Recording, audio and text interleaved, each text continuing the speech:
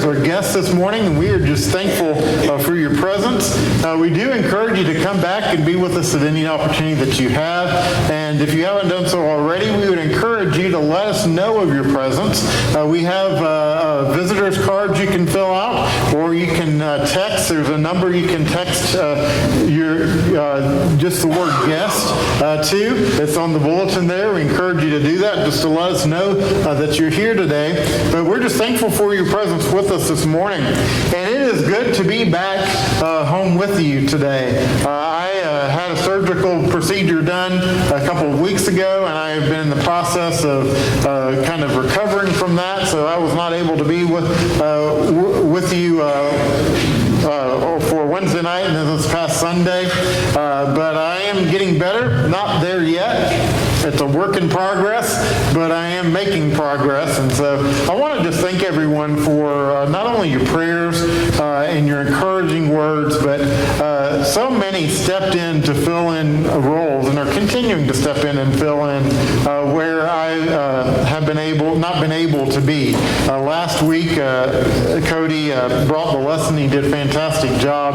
And I've had people filling in to teach. Diana has had to step in and cover me in some areas as well in the office. And so I just appreciate everybody who has stepped in and not only helped me through this recovery process, but over the couple of months that I have been struggling with my health issues. I just appreciate so much for what everyone has done, and especially I want to thank you for your patience. But I am on the mend, and so I'm thankful for that. I will be gone again next week because I'll be going with the youth group, be going with them up to Valdosta for Yes Weekend.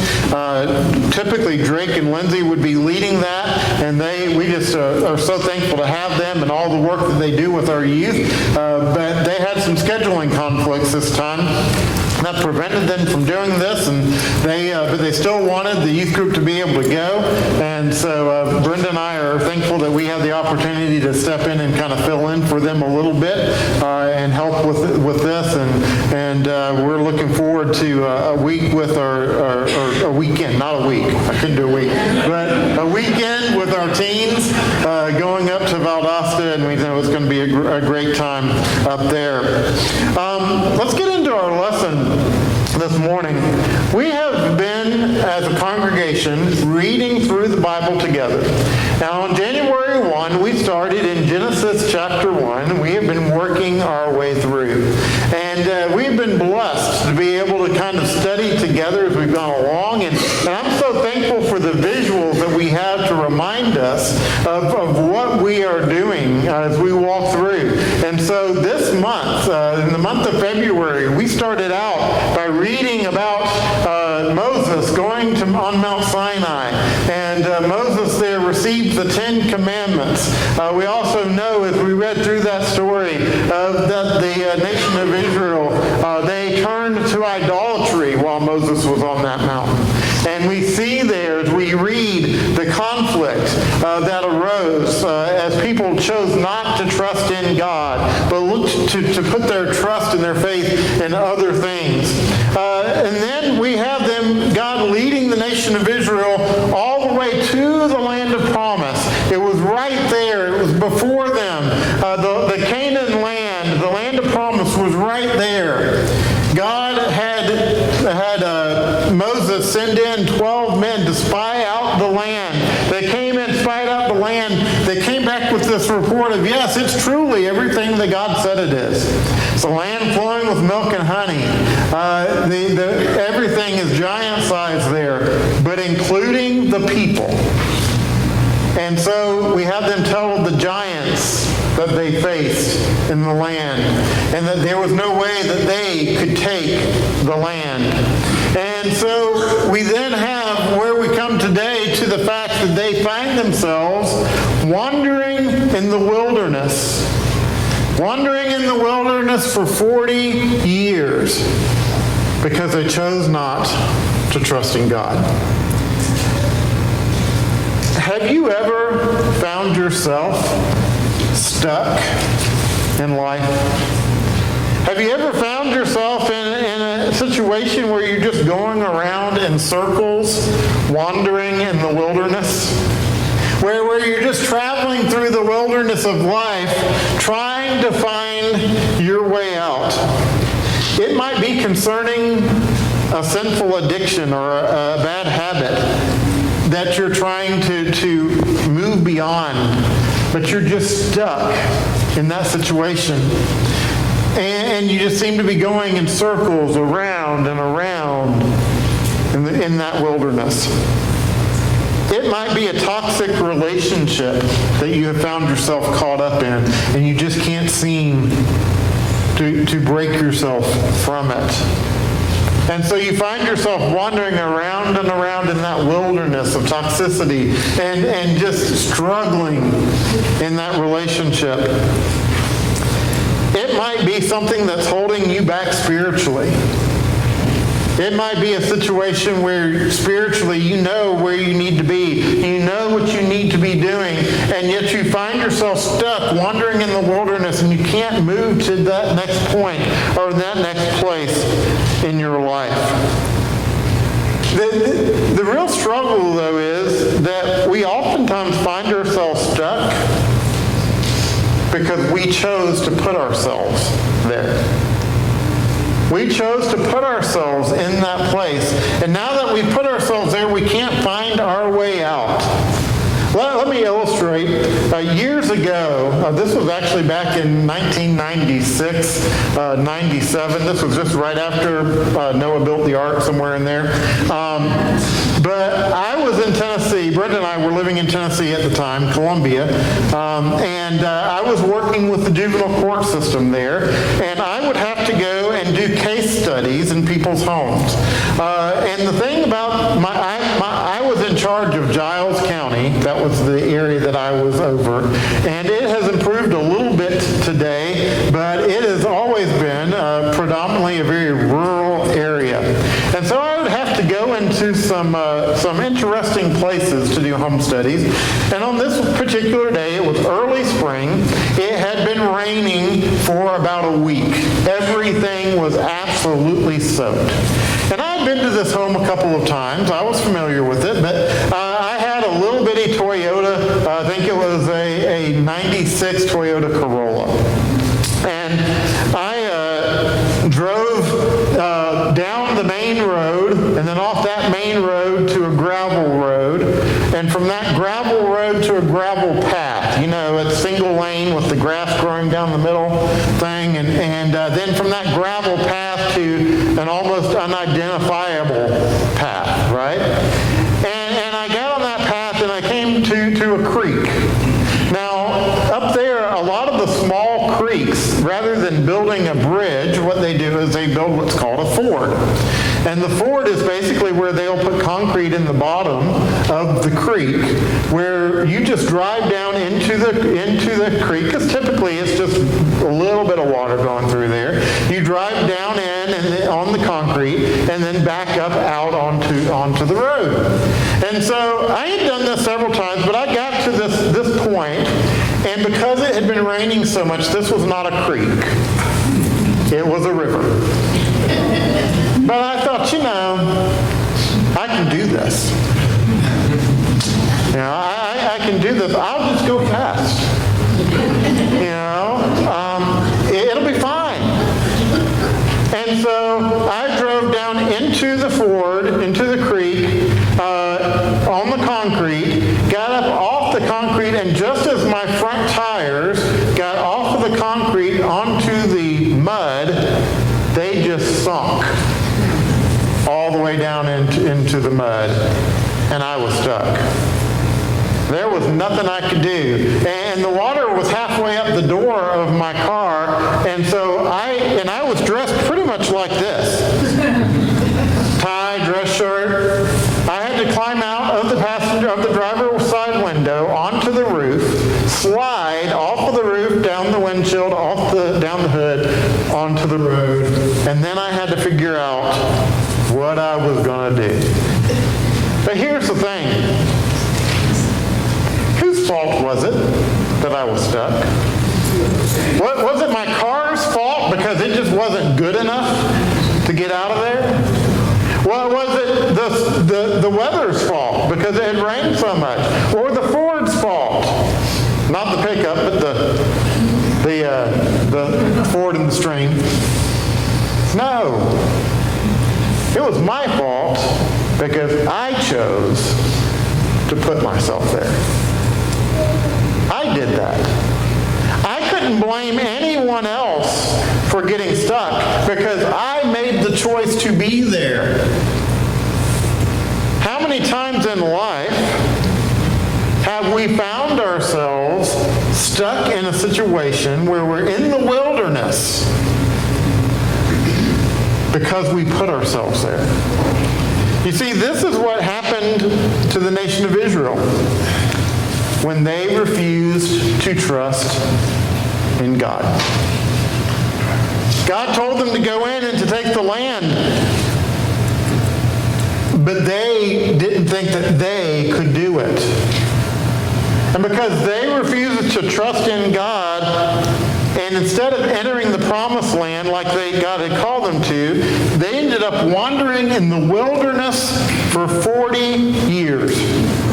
Israel went around and around in the wilderness because they chose to be there. You see, we often choose the wilderness by disobedience, by giving into doubt, by giving into fear. But here's the thing.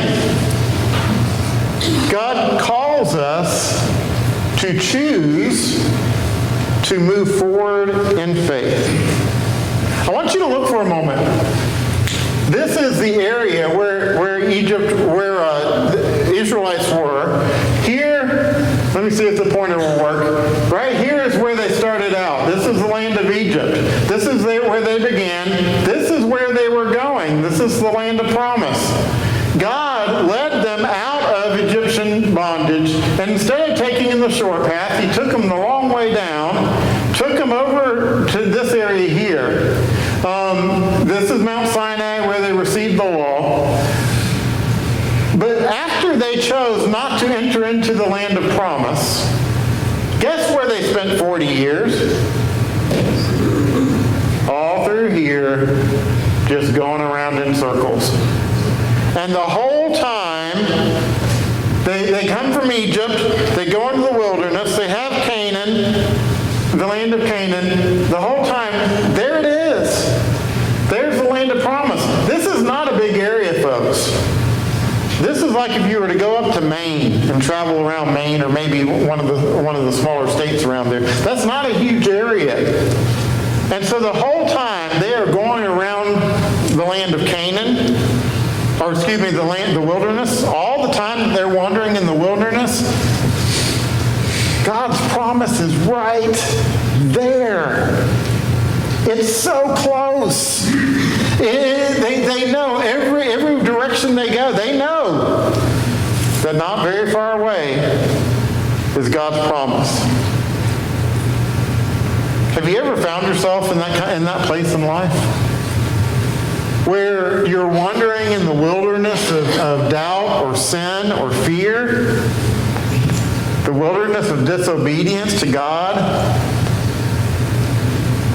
and you know that God's promise is right there? There are some of you here today who are wandering around in the wilderness, and you know that God's promise is right here. It's right here. And yet we find ourselves still wandering around, trying to find our way to the promise. A few things we want to look at as we walk through this morning. Number one, we've got to recognize that the consequences that we face in life come because of fear and disobedience. There are consequences to functioning out of fear rather than faith. There are consequences when we choose to disobey God's call for us. In Deuteronomy chapter 1, God told Israel to take the land of promise. He said, there it is. Go get it. But they refused. They sent the spies into the land. They sent the spies in. They saw that they were giants, and so they cowered in fear, and they doubted God's promise. And so in verse 35, God responds this way. In verse 35, he says, "None of this evil generation shall see the good land that I swore to give to your fathers." What's happening here? Is God taking away his promise? No. God says, I'm going to keep my promise. The nation of Israel will possess this land. But you? Those of you who showed disobedience to God, those of you who showed a lack of faith in God, you will not see the promise. You see, fear keeps us wandering. It's faith that moves us forward. When we function out of fear in life, we're going to keep wandering in that wilderness. But when we function in faith, we move forward to God's promises. Let's look at what that means. I've been pointing to these different parts of the stage. On this side, we have the wilderness depicted here. The wilderness represents fear. It represents doubt. It represents disobedience. They found themselves in the wilderness because they were afraid, because they doubted God's promise, and they chose to disobey his call. But over here we have the land of promise. And the land of promise represents trust. It represents obedience to God. It represents faith. You see, when God told them to enter into the land of promise, he was telling them ultimately, trust me. He wasn't telling them that they were able to defeat those giants. God was saying, I am able to defeat those giants. I am able to fulfill my promise to you. Do you trust me? Do you have faith in me? Are you willing to obey? So over here we have the wilderness, fear, doubt, disobedience. Over here we have the promised land, trust, obedience, and faith. The question this morning is, which one do you choose? Which one do you choose? You see, we have found ourselves in the place of the wilderness because we put ourselves there. We chose that. The question is, do you choose to find your way out? To follow God's call? Do you trust him enough to fulfill his promises? Are you willing to obey what he's called you to do? You see, there are consequences that come with fear and disobedience, but there are blessings that come when we follow God's call. But the second thing I want us to focus on this morning is that God is always with us. God is with us in the promised land, but he's also with us in the wilderness. He is there with us in the wilderness, but here's the real important point. Blessings don't come in the wilderness.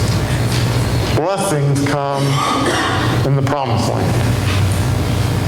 God will bless us in the land of promise, but he will still be with us in the wilderness. We see this in Deuteronomy chapter 2. We're going to read through verses 1 through 7 together.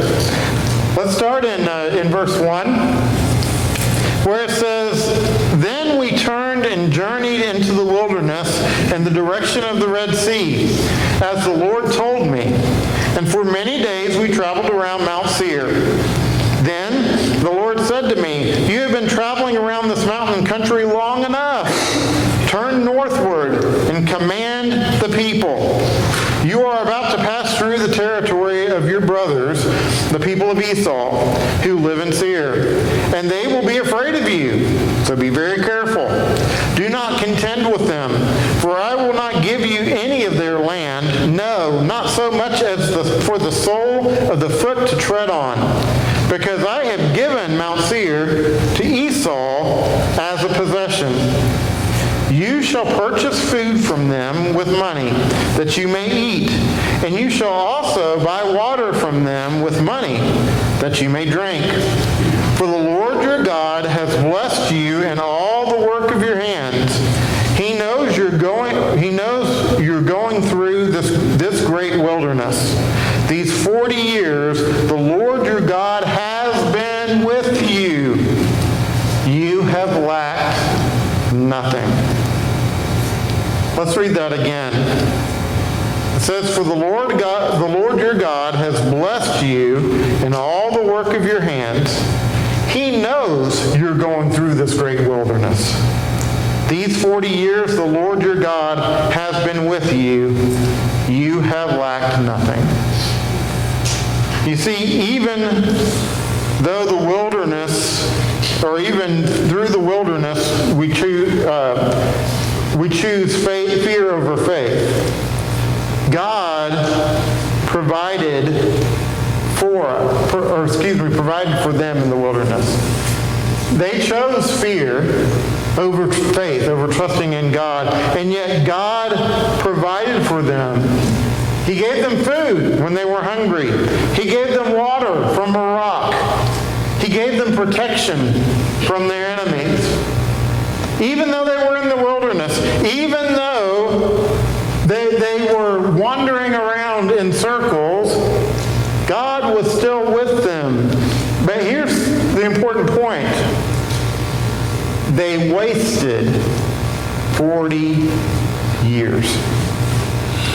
They wasted 40 years. They could have been home. They could have been in the land of promise. It was there. They could have had that. They could have been building a life in God's promises. Jerusalem could have already been built. The tabernacle could have already been completed. All of those things could have been done already. They could have had God's promises. But they chose to wander in the wilderness. And so this morning, even if you find yourself in the wilderness, God is there. God's with you. You're not alone. But man, you are wasting time. You could be home. You could be building a life in the promises of God. Just think of all the time that you've wasted. A number of years ago, I was counseling someone who had come out of addiction, and they had dealt with drug and alcohol addictions, and they had been caught up in that for about 15 to 20 years. And now they had been clean and sober for 4 or 5 years at this point. They were doing very good. They were faithful members of the church. But he came to me and asked me to provide counseling for him because he was suffering from tremendous guilt. And when we really got down to the problem, his guilt was rooted in all the time he had wasted. 15 years that he wasn't the father that he should have been. 15 years that he wasn't the husband that he should have been. 15 years that he had not led his family as the spiritual leader of his home. 15 years that his family struggled financially because of his addictions. All that time he had wasted. The thing is, God was with him that whole time. But all that time that he had spent in the wilderness until he chose to move forward. Notice in Deuteronomy chapter 2 and verse 3, God says there, he says to Moses, he says, you've been traveling around this mountain country long enough. Turn northward. In other words, God said, all right, this 40 years has been enough. This wandering in the wilderness is enough. It's time to come out. It's time to turn northward. It is time to move forward. This morning, are you circling the same struggles? Are you going around and around with the same struggles in your life, refusing to move forward? God's message to you is that you have been traveling around this mountain country long enough. Turn northward. You see, it's time to move. It's time to move forward. Don't stay stuck in the wilderness of doubt. Don't stay stuck in the wilderness of an addiction. Don't stay stuck in the wilderness of negativity and looking to the negative in everything in life. Don't stay stuck in a sinful activity or a sinful attitude. It is time to come out of the wilderness. It is time to turn northward. Which leads us to the final point, and that is that God calls us to move forward. God has called us to move out of the wilderness. Let's look at what he says in Deuteronomy chapter 2, verses 24 and 25. It says, "Rise up, set out on your journey and go over the valley of the Arnon. Behold, I have given into your hand Sihon the Amorite, king of Heshbon, and his land. Begin to take possession and contend with him in battle. This day I will begin to put the dread and fear of you on the peoples who are under the whole of heaven, who shall fear the report of you and shall tremble and be in anguish because of you." When Israel finally chose to obey God, God gave them victory over their enemies. You see, it wasn't Israel that defeated this king. It wasn't Israel that took the land. It was God. God was the one that provided victory. God was the one that made it possible for them to enter into the land of promise. You see, when we trust God, God fights for us. Let me say that again. When we trust in God, He fights for us. I want you to imagine that you are playing a game of tug of war up here. I thought about bringing a big rope, but again, I just had surgery. So I thought different. I want you to imagine that there is a big tug of war rope right up here. And one side, let's see, this side over here, one side, this is the side where fear, doubt, and disobedience are pulling. But over on this side, you stand on the side of faith, trust, and obedience in God. And you're here pulling, and you're pulling with all of your might, but disobedience, doubt, and fear, they're strong. They are strong, and they are pulling, and you may feel like you are losing ground. You may feel like you're not doing enough. But then Jesus walks up behind you, grabs the rope, and starts pulling with you.